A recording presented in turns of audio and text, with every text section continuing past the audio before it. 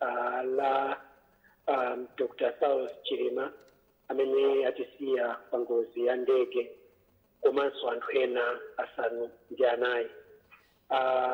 Pabwalopa panafika anthu ambiri, anthu ochuluka, koma poti mdima unali utayamba amene ndege imafika, ena amene akwanitsa kuonapo naonapo atupere muluzi anali pomwepo. Kundwani na Nkhumwa anali pamenepo, Joseph Mwanamveka naonanso kumeneko, ndi atsogoleri a zipani pafupifupi zipani zonse zimene timazidziwa dziko muno anali pa bwalo limeneli, kusonyeza kukhudzika chifukwa cha imfa imene yatigwera ngati dziko. Ndiye mwambowu monga tonse takhala tikuona akuyendetsa ndi achisilikali, ni mwambo wa boma koma ukuyendetsedwa ndi asilikali. Ndiye panali maambulance osiyanasiyana amene anali pamenepo amene atenga matupiwa. Komano chachikulu nchona kuti thupi la malemu Dr. Saulos Chilima alisunga ku Goodwill Funeral Home imene ili ku area 4 mu mzinda omwe uno wa Lilongwe. Ndipo titapita kumeneko ku Goodwill Funeral Home atasunga thupili, nduna ya zamaboma ang'ono Richard Chimwendo Panda anafotokoza kunena kuti mmodzi wa anthu amene atayika pa ngozi imeneyi omwe ndi achipembedzo cha Chisilamu, amenewa thupi lawo likhoza kuyikidwa mwansanga mofulumirirako kusiyana ndi mwina matupi ena molingana ndi chipembedzo cha Chisilamu. Komanso nduna ya zofalitsa nkhani Moses Kunkuyo analankhula ndi atola nkhani pamene anafotokoza kuti pakali pano tikudikira dongosolo limene lichitike kapena kuti program ya mmene mwambo wonse uyendere. Ndese anafotokoza kuti program yenda banja manati tikhale odikira boma mogwirizana ndi akubanja atulutsa program imeneyi, koma siwa kumene akulilira zovuta zindi ku nyumba ya boma ya mtsogoleri wachiwiri wa dziko lino imene ili ku area 12. Ndiye pakadali pano ningati kufotokoza motera. Ndiye kuti pano utha kutsimikiza kuti matupi onse tikanati 10 tingana kuti onse afika muzinda wa Lilongwe kapena pali ena amene atsalira? Matupi onse afika, koma matupi ena asungidwaso nyumba zina zosungira matupi, komano ku Goodwill Funeral Home kumene asunga thupi la malemu Dr. Saulos Chilima. Mwina chithunzithunzi wanena kuti kumeneku kunabwera anthu osiyanasiyana, atsogoleri azipani, atsogoleri amipingo komanso anthu. Mwina kungofuna kupereka chithunzithunzi, mudi inali yotani? Mudi mwachidule limenera kuti anthu anali osweka mitima, chifukwa pamene ngakhale ndege imeneyi isanatere, koma anthu akuona kuti ndege imene nyamula matupi ndi ili mlengalenga ikukutera, panali mfuwu waukulu kusonyeza kuti anthu onse ndi osweka mitima chifukwa cha ngozi imeneyi.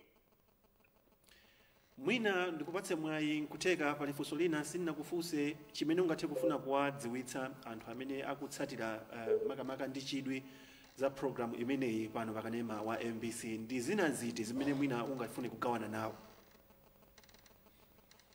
Chachikulu nchonena kuti pamene timachokera ku Kamuzu International Airport, njira yonse imene wochokera ku Kamuzu International Airport kudzafika town imene mwene mu Lilongwe, njira monse munasonkhana na mtindi wa anthu mbali zonse ziwiri za msewu.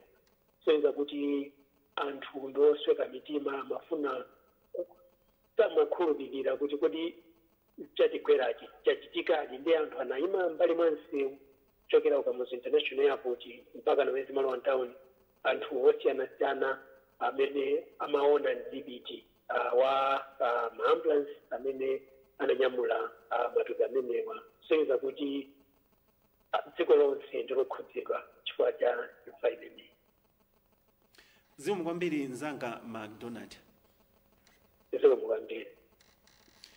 kuyankhulatu ndi nzathu amene McDonald Chiwayula amene ndithu ali mu mzinda wa Lilongwe yemwe ndithu anakhamukira nawo ku bwalo la ndege la Kamuzu International kumene ndithu matopewa amafika.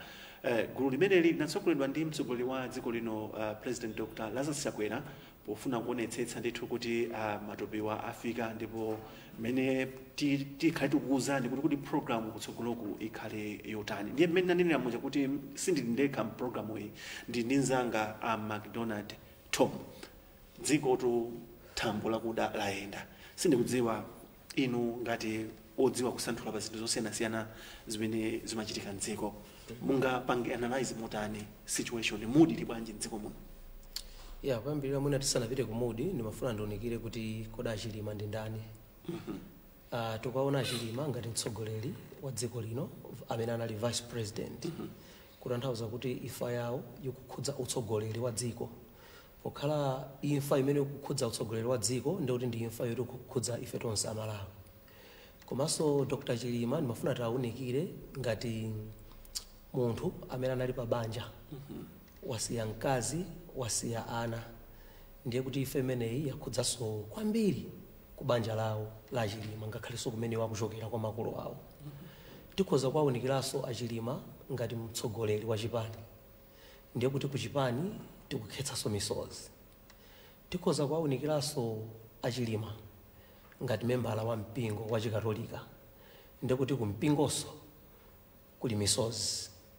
Tikhoza kuwaonikira Achilima magawo osiyanasiyana, koma zonsezi zikungomangirira kuti imfa ya Dr. Chilima ndi imfa yoti sikukhudza mtundu wa munthu, sikukhudza chipani chimodzi, sikukhudza munthu mmodzi kapena banja limodzi, ndi imfa yoti kukhudza ife tonse Amalawi. N'chifukwa chake panopa tikazungulira kunjako nkhani kukambidwa ndi yachisoni kwambiri. Taona thupi lija likufika pa airport paja, taona zithunzi za ndege, komabe tikamakhala ngati Amalawi pena kumakhala kovuta kukhulupirira kuti kodi ndizoonadi mtsogoleri watisiya. Koma mwachidule dziko la Malawi lili pa chisoni chachikulu. Ndiye mmene timachiza ndi mtolankhani wa anthu walongosola za mmene zinthu zinalili ku airport, komanso walongosola za mmene zinthu zinalili pamene matopewa amachoka ku airport kupita ku nyumba yoti akawasunge. Mukutengapo chani pa zimene zakunena kuti njira yonseyi munali kuyimbira anthu? I think zonsezi zikungopherezera magawo aja ndanena oti kodi Dr. Chilima anali ndani pamaso pathu, mdziko lathu lino anali ngati ndani. Komanso zimenezi zikungonetsa umodzi umene Amalawi timakhala nawo pamene tikudutsa mu nyengo zovuta. Ndaonako ndithu zithunzi za anthu ochuluka munsewu wakunenamo akukhetsa msozi, zimene zikutanthauza kuti ngati nzika za dziko la Malawi takhudzidwa kwambiri ndi imfa ya mtsogoleri wathu Dr. Chilima. Koma mongo kamba mwina mwachidule ngati dziko tikuyenera tilimbe mtima. Zachitika zatigwera, ngati anthu tinafunitsitsa tidakakhala nawo Achilima, koma kuthekera mwina kuti tidakatha kusintha zimenezi tilibe. Kwathu ndikulira basi ngati nzika za dziko. Taluza munthu ofunikira ku dziko la Malawi. Tili mu nyengo ngati imeneyi, komatu sipamalephera ena tiona kupanga zinthu zokhala ngati zosemphana, mwina kuyankhula zinthu zina zokhala ngati zosemphanabe, zinthu zina mwina zokhala ngati kufuna kubweretsa maphokoso. Pamene pachitika zinthu ngati izi sipamalephera ndithu tikumaona kale ma social media ndi zina zotero.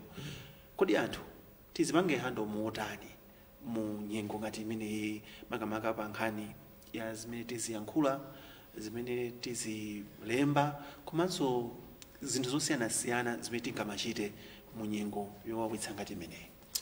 Mwina kuyambirira ndiyambe kuthokoza ku atolankhani athu. Ntchito imene mwagwira ndi ntchito yotamandika kwambiri kuchokera pa tsiku limene tinamva zoti ndegeja ikusowa. Nkhani ya imfa ya mtsogoleri wa dziko si nkhani imene mafunika kuichita report with emotions. Ndi nkhani yofunika ukamachita report ndithu ukhala ukudziwa bwino chimene ukutani ukuyankhula. Kumbali ya nyumba zolutsira mawu zosiyanasiyana ndikuona kuti ntchito imeneyi yagwiridwa bwino kwambiri. Ndicho linga chomwecho choti tili mu nyengo yolira maliro. komano kubwera kwa social media kudapangitsa mwina kuti aliyense azidziona ngati ndi mtolankhani, kotero kuti pakumapezeka maripoti ena osakhala bwino, maripoti ena onyoza kumene, maripoti ena ongofuna kuyambitsa maphokoso, zina kumachita kuziona kuti izi zinde ndi zachibwana. Pena timadabwa kuti kuda Malawi chikhalidwe chathu tachisiya pati, zikuoneka kuti ngati dziko tikumata yaso chikhalidwe nkumalowetsa chibwana, nkhani za chibwana mu nkhani yovuta ngati imene nkhani ya maliro. Iziso zikuchulukira kwambiri mwina kugulu la chinyamata, osati kwa anthu akuluakulu, koma kwa chinyamata mwina kusewera ndi nkhani za imfa. Mafuna ndipemphe mwina kwa chinyamata anzanga kunja konse kumene tili, ngati tilibe chokamba mwina kudakakhala kwabwino tikhale kaichete, tilile malirowa, tiyike mwina zachibwanazo tipange mtsogolo. Ino ndi nyengo yowawa imene tikudutsamo ngati dziko. Ineyo ngati mmodzi amene ndi nzika za dziko la Malawi sindakakonda kumaona mauthenga pa social media amene ali mauthenga ongofuna kuyambitsa mikangano, mauthenga ongofuna mwina kunyozana, mauthenga so ena mwina ongofuna ena kupanga score political mileage on the death of the vice president. Ndaona kale pamene a president amapereka press briefing yawo ija anafotokoza kuti anayimbira mafoni atsogoleri opuma a dziko lino. Zimene zikuonetsa kuti ndale tazisiya kai pambali pano patu kuyenda limodzi ngati nzika za dziko la Malawi. Chitsanzo chimene aonetsa atsogoleri opuma a dziko lino mwina tiphunzirepo chinthu chachikulu so ngati nzika, tichite emulate from mmene nkhani imeneyi akuyipangira hando ngati atsogoleri athu a dziko lino. Nafenso titsatire chitsanzo chimene chabwino chofuna kumanga umodzi mu nyengo imene ndi nyengo yovuta kwambiri. Ngati anthu timasiyana mu zinthu zosiyanasiyana, timasiyana pa ndale, timasiyana pa zipembedzo, timasiyana zikhulupiriro, koma pa nthawi ya zovuta ngati zimenezi Amalawi tonse timakhala limodzi. Sikuti akakhala koyamba kuitana Amalawi kuti tikhale limodzi. Taonakonso ifa zosiyanasiyana mbuyomo, ifa za atsogoleri a dziko kumene tidaluza Professor Bingwa Mthalika, tinali limodzi mu nyengo imene ija. Ngati dziko tikakhalanso m'midzi mwathu timakhala tikuluza anthu osiyanasiyana, ena akubanja kwathu, ena ofunikira pa utsogoleri, mwina utsogoleri wa mmudzi. Ngati community pakakhala zovuta mmudzi timabwerabe pamodzi, timasiya ma differences athu wonse, kusiya kuti ndife anthu osiyana pa chipani, ndife anthu osiyana pa chipembedzo, timabwera limodzi ngati Amalawi, kubwera limodzi ngati anthu amudzi umodzi, ndikulira maliro limodzi, kukhalira limodzi. Nthawi imeneyi ndi nthawi yoti tikhale limodzi ngati anthu okondana, anthu a dziko limodzi limene ndi dziko la Malawi, dziko lokhalo limene Mulungu adatipatsa ngati nzika. Pamenepo pamfundo imeneyo ndiye njezo lanji mmene mungapereke kwa atsogoleri a ndale, ife amene mwanenera motaona kale kwatuka ma statement ena amene ndithu akukamba zinthu zina zosemphana, ena mwina potiti kuwandikira ku nthawi yoti tikhale tikupanga makampeni akuona ngati nthawi yokuti mwina timati apange gain mileage, athupizirapo mwayi atchuke anthu awadziwe. Ndiye njezo lanji mmene mungapereke? Mwina poyambirira tikamatulutsa makalata ochoka ku zipani, I think akufunika akhale makalata oti aonikiridwa bwino, akupanga kali facts of the death. Paliso zinthu zina ngati kundale mwina ena tungofuna tionekepo kuti ife timayankhula, kukutuluka makalata ofuna kudzudzula mwina utsogoleri umene uli pa nthawi ino, umene ukuyendetsa zovuta zimenezi. Kwa ineyo simaona kuti ino ndi nthawi yoti tiyambe kumalozana zala. Bwanji tasiye amene ali kumtundaku, amene akuyenera kuyendetsa mwambo wa zovuta zimenezi, agwire ntchito mwa ukadaulo wawo. Taonapo MDF amene akuthandizira kugwira ntchito imeneyi, taonapo Red Cross akuthandizira ntchito imeneyi, taonapo amabungwe osiyanasiyana amene ali kuchilimika kunjako kufuna kuchitapo gawo lawo kuti zovuta zimenezi tiyike m'manda. So nthawi imene ndi nthawi yoti tithandizane, tigwirane manja. Ndimaona president pamene amankhula paja amone kuti ndi munthu woti mtima wake wasweka kwambiri, akumva ndithu kuti china chake pakati panga chanditalikira, chinthu chimene ndali nacho pafupi tsopano sichiliso cha pafupi. Ndiye pa nthawi imene kuti tiyambenso kuchita ndale, kumalozana zala kuti atsogoleri izi atsogoleri, ndikuona ngati si nthawi yabwino kuti tichite ndale. Nthawi ya ndale imene ikubwera kutsogoloku tidzachita ndale, koma panopa tatiyeni tiyike zovuta zimenezi. Komanso ino si nthawi yoti tizitulukira nkumaonekera kuti ine ndifuna ndiyankhule ngati wachipani chakuti, ine ndifuna ndiyankhule ngati wachipani chakuti. Ndakakonda tonse tiyankhule ngati achipani chimodzi chimene chipani chake ndi dziko la Malawi. Tiyeni tigwirane manja mu nyengo yovuta imeneyi, tonse tiyankhule ngati Amalawi, tonse tiyankhulane ndi cholinga chofuna kumanga umodzi ngati dziko. ndicho linga choti tiyende bwino munyengo yowawa ngati imene. Kufotokozatu kwa mkulu ameneyo ndithu yemwe amadziwa kufotokoza pa zinthu zosiyanasiyana zimene zikuchitika mdziko kapena nene kuti social issues. Ndiye posachedwa apate khatu kupatsirani nkhani zathu za mchingerezi, ndipo kenako nkhani zikatha tikhalenso tikubwera ndi mapulogalamu ena osiyanasiyana amene ndithu tikhale kumakudziwitsani makamaka kupatsani ma update osiyanasiyana okhudza mmene dongosolo lonse la maliro amenewa likhale likuyendera.